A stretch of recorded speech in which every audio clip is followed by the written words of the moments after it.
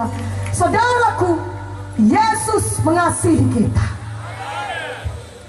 Firman Tuhan berkata dalam Roma 8, kalau anaknya yang tunggal pun diserahkannya kepada kita untuk mati menebus dosa kita, sehingga kita bisa masuk ke sorga, masakan ada yang ditahankan Tuhan lagi bagi kita? Tuhan mau hidup saudara berkelimpahan.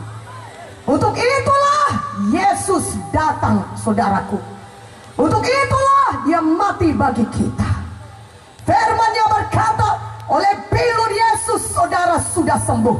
Maka pada malam hari ini, dimanapun saudara berada, percaya firman Tuhan ini, maka saudara akan menerima kesembuhan saudara. Katakan amin. Setan itu jahat. Setan itu datang mencuri, membunuh, dan membinasakan. Yohanes 10 ayat 10 mengatakannya. Itulah pekerjaan setan, membuat saudara sakit. Dia curi damai saudara sehingga saudara stres. Dia curi uang saudara sehingga saudara miskin. Dan dia mau membunuh saudara, mau membinasakan saudara.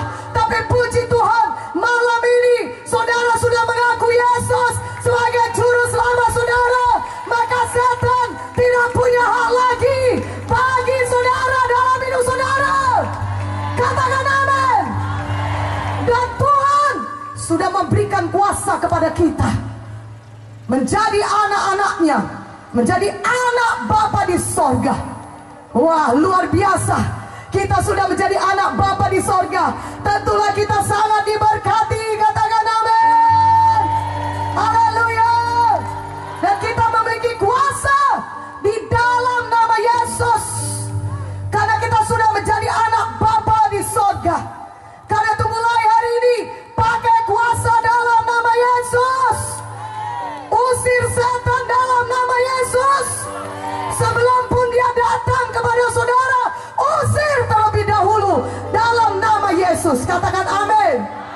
Dalam nama Yesus, roh kematian, roh pembunuh tidak bisa menjamah saya. Dalam nama Yesus, roh kecelakaan tidak bisa menjamah saya. Dalam nama Yesus. Maka saudara akan lihat Tuhan akan melindungi saudara. Saudara akan lihat setan akan lari, karena dia tidak bisa melawan nama Yesus. Amin. Firman Tuhan berkata, usir setan, lawan setan dalam nama Yesus, maka ia akan lari daripadamu. Pakai kuasa dalam nama Yesus. Amin. Pada malam hari ini, saya mau menunjukkan kepada saudara kuasa firman Tuhan yang sama berkuasanya dengan Tuhan Yesus sendiri. Banyak orang berkata itu mujizat sudah lama berlalu. Tidak ada mujizat lagi karena Tuhan Yesus sudah di sorga. Dulu pada waktu zaman Tuhan Yesus duduk di bumi ini, tinggal di bumi ini, ada mujizat karena Tuhan Yesus ada di bumi. Saya mau katakan kepada saudara, dulu ada mujizat, sekarang juga masih ada mujizat.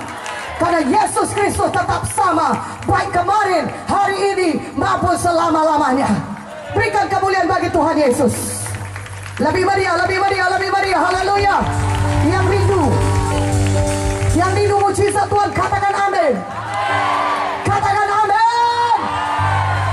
Kuasa firman Tuhan masih ada sampai saat ini, karena Yesus Kristus tetap sama. Amin. Kalau dulu dia berjalan-jalan dengan tubuhnya di dunia ini, di bumi ini, selama 33,5 tahun, lebih lagi pada saat ini firman Tuhan bisa bekerja dan menyembuhkan saudara atau mengadakan mujizat dalam hidup saudara. Katakan amin.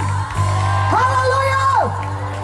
Walaupun Tuhan Yesus tidak ada dengan tubuhnya di bumi ini pada zaman sekarang ini, tapi ada kuasa firman Tuhan yang sama berkuasanya dengan Tuhan Yesus sendiri.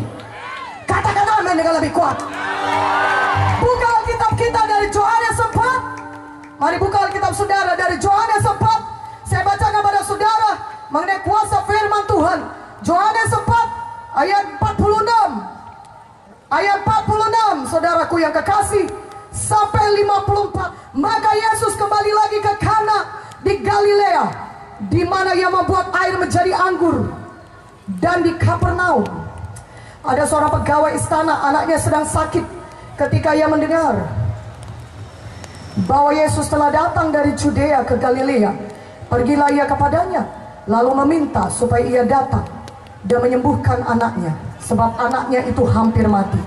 Maka kata Yesus kepadanya, jika kamu tidak melihat tanda dan mujizat, kamu tidak percaya. Pegawai istana itu berkata kepadanya, Tuhan, datanglah sebelum anakku mati. Kata Yesus kepadanya, pergilah, anakmu hidup. Orang itu percaya akan perkataan yang dikatakan Yesus kepadanya, lalu pergi. Ketika ia masih di tengah jalan, hamba-hambanya telah datang kepadanya dengan kabar bahwa anaknya hidup. Ia bertanya kepada mereka, pukul berapa anak itu mulai sembuh? Jawab mereka, kemarin siang pukul 1, demamnya hilang. Maka teringatlah ayah itu bahwa pada saat itulah Yesus berkata kepadanya, anakmu hidup. Lalu ia pun percaya, ia dan seluruh keluarganya.